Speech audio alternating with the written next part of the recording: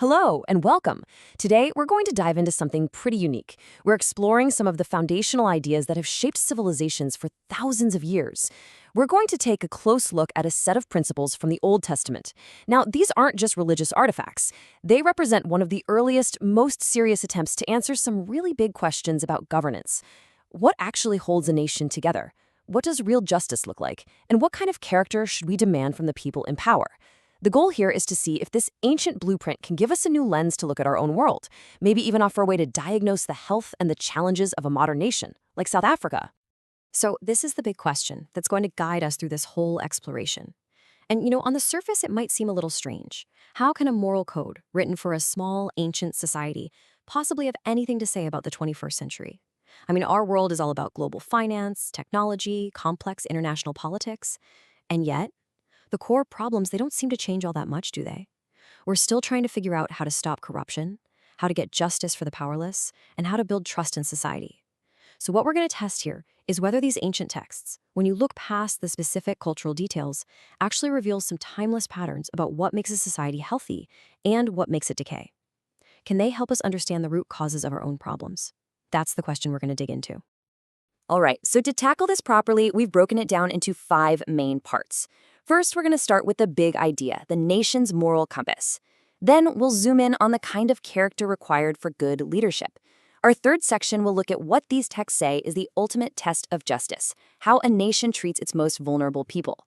Fourth, we'll get into the powerful critiques from the Hebrew prophets, who were basically doctors diagnosing a sick society.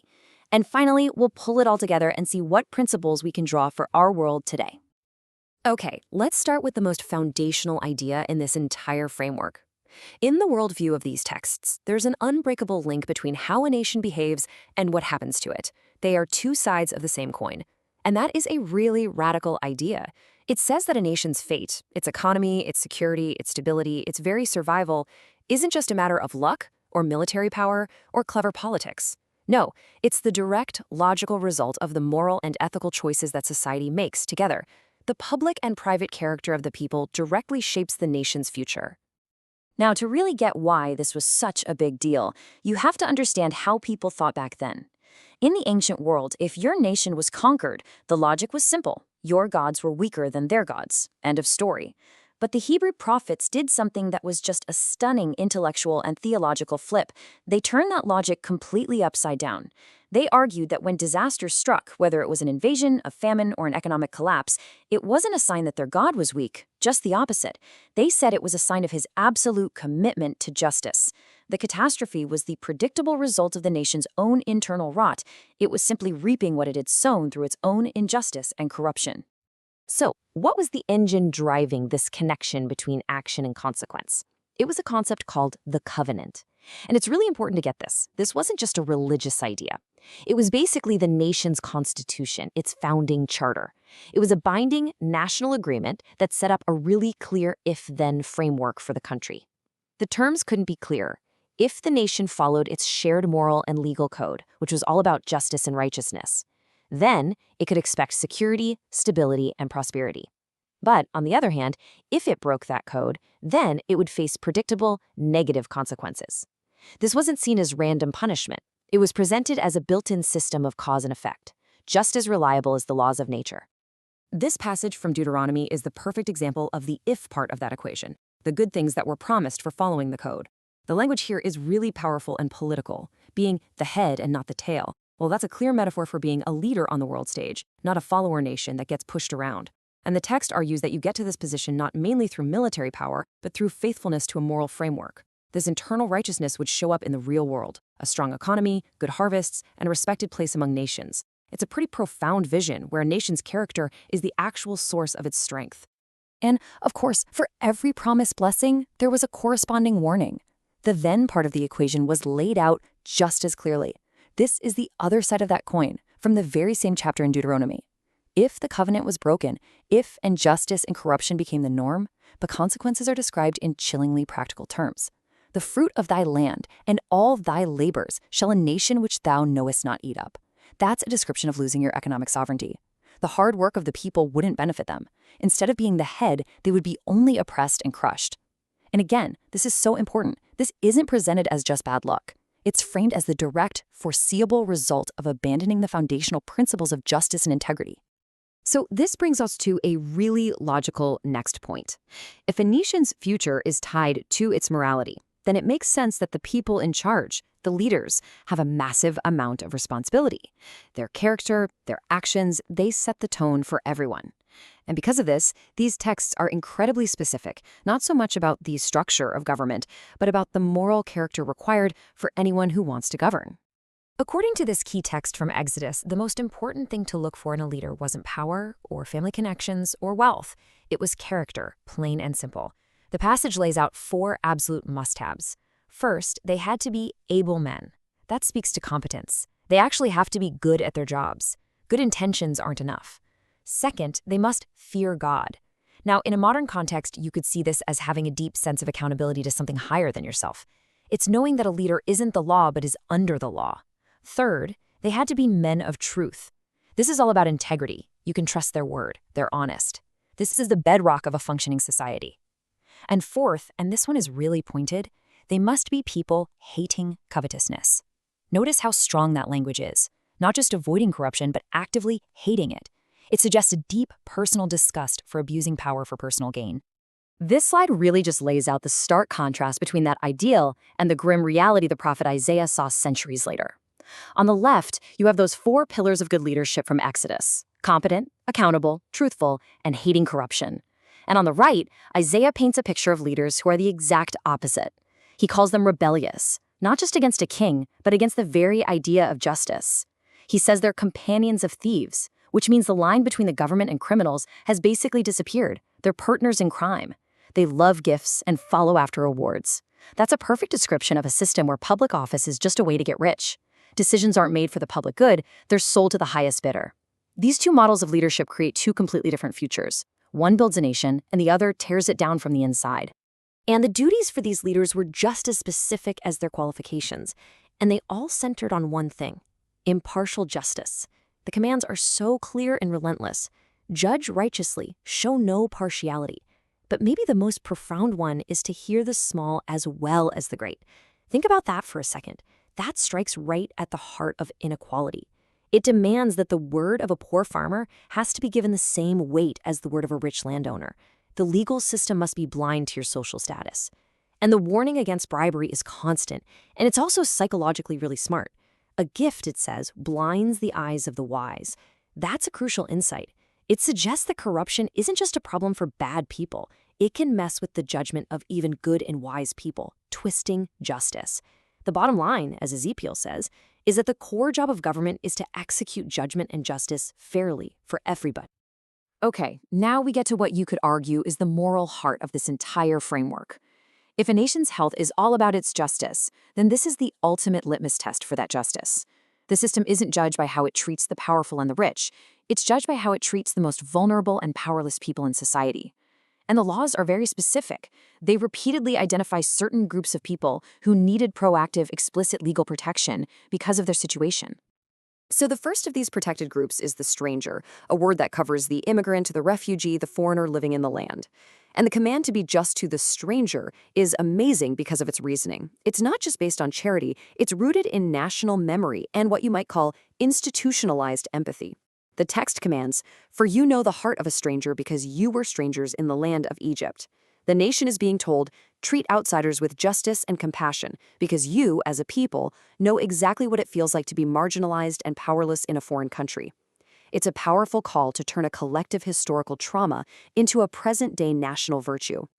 The second group that's constantly singled out for protection is the widow and the orphan. Now, to understand why, you have to picture the ancient world. A woman without a husband and a child without a father weren't just sad figures. They were in serious legal and economic trouble. They had lost their primary protector and representative, which made them incredibly vulnerable to being exploited, to having their land stolen, to being tricked into bad loans. So the text gives one of its most serious warnings here. It doesn't just say, don't mistreat them. It says that if they are mistreated, their cry for justice will be heard at the highest possible level. This elevates their cause from just a social problem to a matter of cosmic importance. It implies that a society that preys on its most vulnerable members is a society in deep, deep trouble. The third category is simply the poor. And the text is very realistic. It acknowledges that poverty is going to be a constant reality. But that statement isn't an excuse for doing nothing. It's the very reason for the command that follows. Because there will always be poor people, the response has to be systematic and generous. The command is, "Thou shalt open thine hand wide." The key thing here is that this isn't framed as a suggestion for private charity. It is a national, legal, and social obligation, woven right into the fabric of society.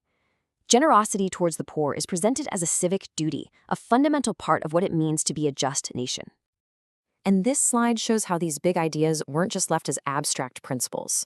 They were translated into specific, practical laws that created what we'd probably call a social safety net today. I mean, think about the law of gleaning, leaving the corners of your field unharvested. This was a form of built-in welfare. It allowed the poor to gather their own food, providing for them with dignity, not as a handout.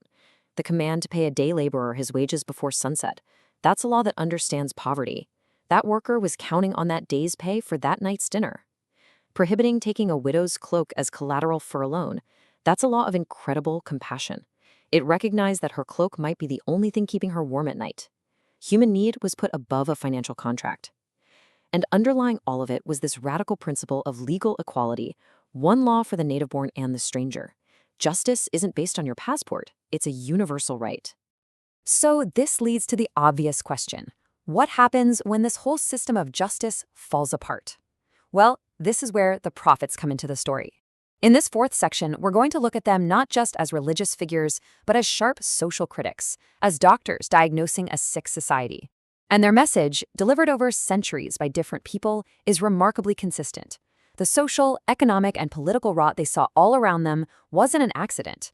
It was the direct, predictable result of the nation abandoning its commitment to justice and embracing corruption from top to bottom.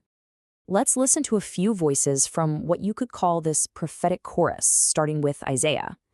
He paints this absolutely devastating picture of a total collapse of public trust. This isn't just about a few bad apples, it's a society where the very ideas of justice and truth have been kicked out of public life. Judgment is turned away backward, and justice standeth afar off. The very institutions that are supposed to provide fairness are doing the opposite. And the most haunting image is that truth is fallen in the street. It's like basic honesty and facts are just casualties lying on the pavement, and everyone just walks by. In that kind of environment, fairness and equity, they can't even get a foot in the door. The prophet Jeremiah adds another layer to this diagnosis. He focuses on how injustice becomes profitable. He sees a society where the powerful people, the ones who are supposed to uphold the law, actually get rich by ignoring it. They refuse to hear the legal cases of the most helpless people, the orphan and the needy, because it would get in the way of their own exploitation. Injustice stops being just a moral failure. It becomes a business model. The system actually rewards the people who break it. And the text ends with this chilling rhetorical question. Shall I not visit for these things? It just hangs in the air, implying that a system that's so morally upside down can't possibly last. Accountability, Jeremiah is saying, is coming one way or another. And finally, the prophet Micah gives what is maybe the most complete takedown of a corrupt state. He diagnoses a society where every single pillar of leadership, civic, religious, and intellectual, has a price tag. The judges, they sell their verdicts for bribes. The priests, they'll teach you the moral law for a fee. The prophets, they'll give you a good prediction for cash. The entire leadership has traded public service for personal profit. But Micah points out the most dangerous part of this whole mess. This widespread corruption is combined with a completely delusional sense of security. The corrupt leaders lean upon the Lord and say, "Is not the Lord among us? None evil can come upon us." They think as long as they go through the motions of religion, they're safe from the consequences of their actions. It's a timeless warning about the danger of confusing ceremony with actual justice. All right, so having looked at this ancient framework, its core ideas, its standards for leaders, its measure of justice, and its warnings about corruption, we get to our final section. And the task now is to bridge the thousands of years between their world and ours. How can we translate these ancient patterns into a set of principles that make sense for today? Now, just to be clear, the point isn't to say we should literally apply ancient law in a modern state. The idea is to distill the underlying logic of the system and see if it can be a useful diagnostic tool for looking at the health of any nation today. Especially, as we said at the beginning, a nation like South Africa that is still dealing with deep legacies of injustice and the ongoing challenge of corruption. So, from everything we've looked at, I think we can pull out 5 timeless principles for national health. First, uphold the rule of law. This is the foundation of everything. Justice has to be impartial, consistent, and not for sale. Remember what Micah warned about judges ruling for reward? When that happens, the whole structure starts to crumble. Second, demand incorruptible leadership. These texts are really clear that the personal character of a public leader is not a private issue. A leader who hates covetousness builds a nation. A leader who is a companion of thieves tears it down. The health of the nation is a direct reflection of the integrity of its leadership. Third, protect the most vulnerable. This framework offers a pretty radical way to measure national greatness. A society's real strength isn't its GDP or its army, but how it protects the stranger, the orphan, the widow, and the poor. Fourth, foster social trust. When Isaiah cried out that truth is fallen in the street, he was talking about the erosion of the basic social contract. A society without a shared commitment to honesty and integrity just can't hold together. The social fabric comes apart.